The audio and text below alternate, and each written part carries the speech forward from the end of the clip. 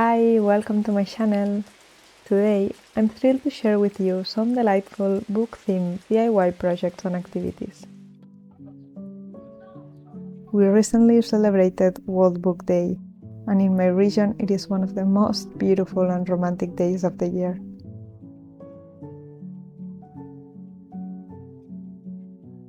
Books have long been treasured as one of the life's simplest yet most profound pleasures. In the turn of a page, they can transport us from our everyday worries to worlds filled with intrigue, romance, or fantastical adventures.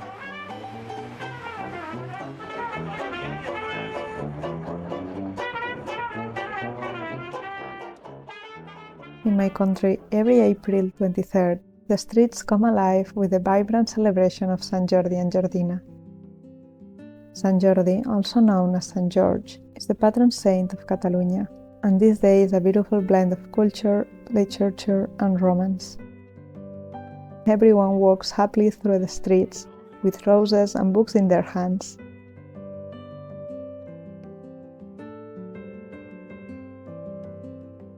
The aroma of roses, the joy of sharing books, and the warmth of community make this day truly special.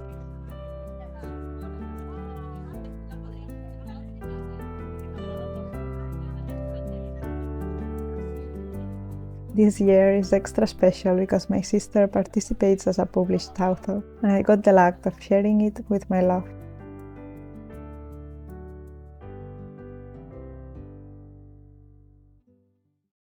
The first book-related project I wanted to make was a painted bookmark. I haven't drawn in a while, so I feel like drawing my own interpretation of the legend of Sant Jordi while I tell you the story.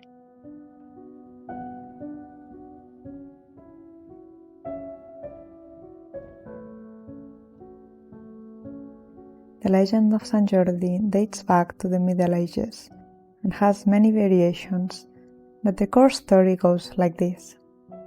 In the town of Montblanc in Catalonia, there was a dragon that caused terror among the citizens. This fearsome beast demanded daily sacrifices. Initially, the townsfolk fed it livestock. But when the animals were depleted, they resorted to a lottery system to sacrifice the town's inhabitants, including children. One fateful day, the Princess of Montblanc was selected by the lottery. As she was sent out to be sacrificed, Sant Jordi, a brave knight, happened to be riding by.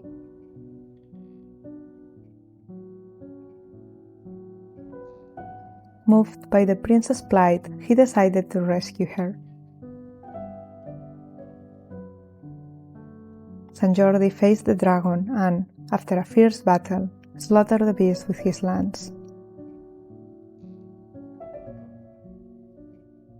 From the blood that spilled on the ground, a rose bush grew. Sant Jordi plucked the finest rose and presented it to the princess.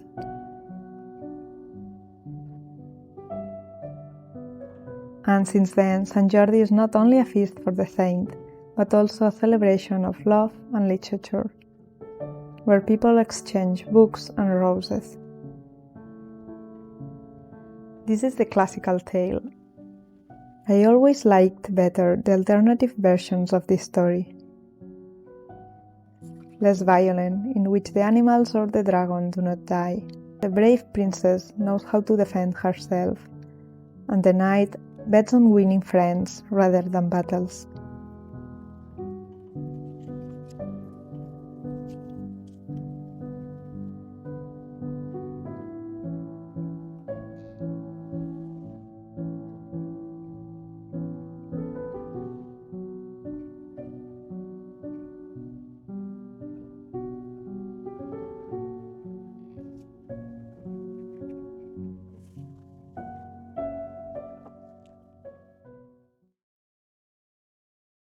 For the next project, I wanted to make a book bag.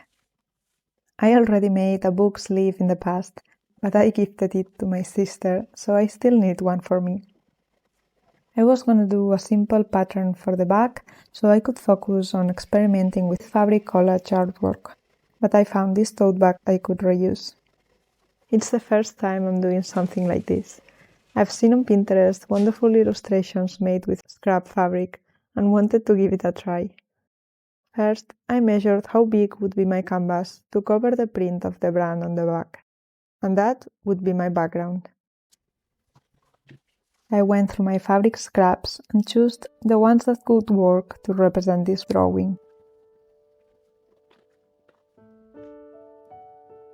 Then I took some tracing or kitchen paper and I traced the different pieces of the drawing. This way I can use it as a pattern to cut the fabrics and then be able to assemble it like a puzzle.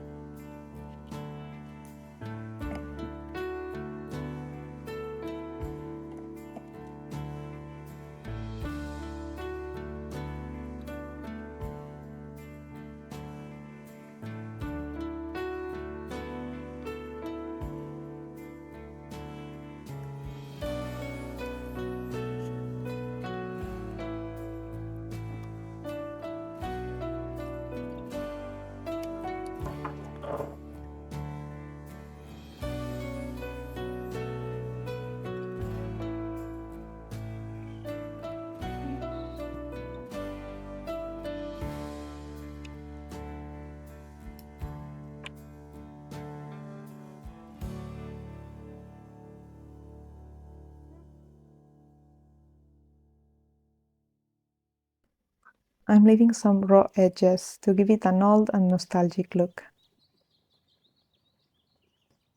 I don't know about you, but for me there's something nostalgic about sitting to read a book. I guess it takes me back to my childhood, when I could read for hours without caring for anything else.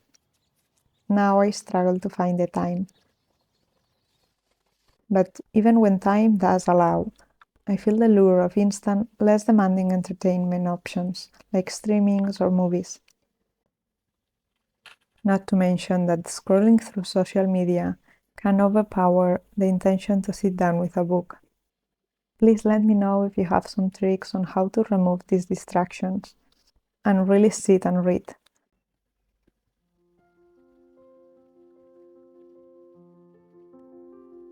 To prevent the edges from completely fraying, I'm going to blanket stitch the edges. I just learned this stitch and it's easier than I thought, and leaves a clean work on the back.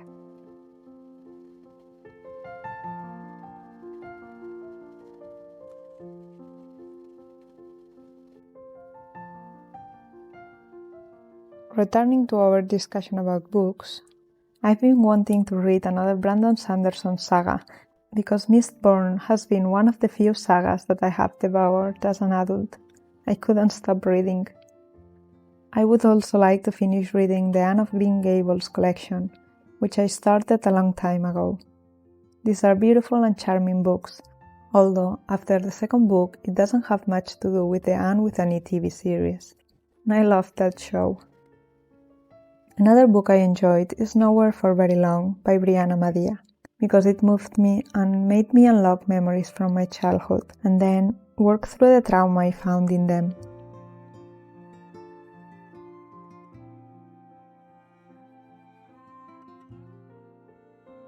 But mostly what I've been reading lately are these light, darling books about embracing a quiet and conscious lifestyle.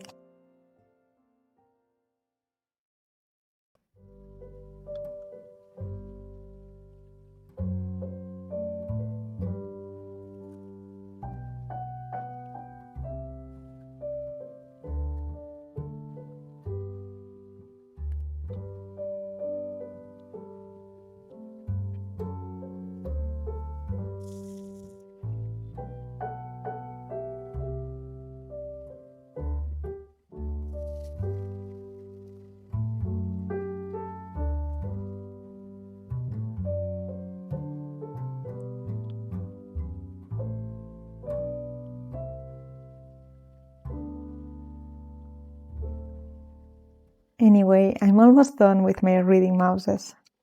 I'm so excited to use these to carry my books.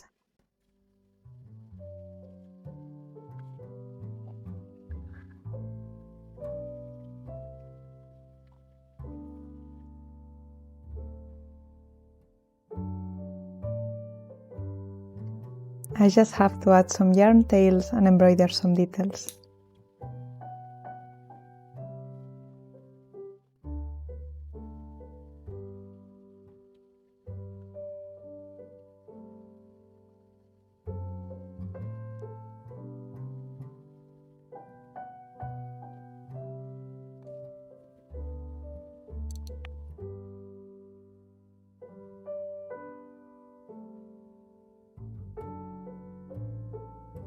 Now that I have finished the illustration, it's ready to be attached to the tote bag, again using the blanket stitch.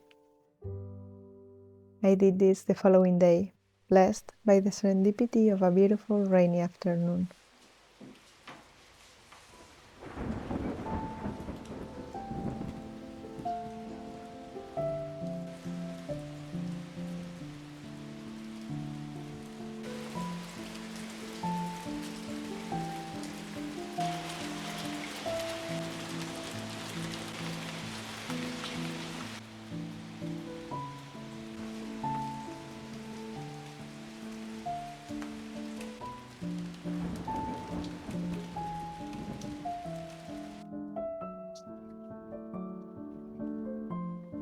And here's the final result.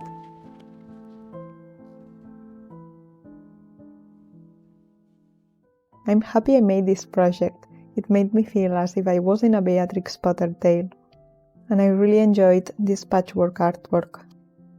I will try to make more in the future and learn more about this technique. This is all for today. I hope you had a wonderful time, and I will see you soon. Adeu!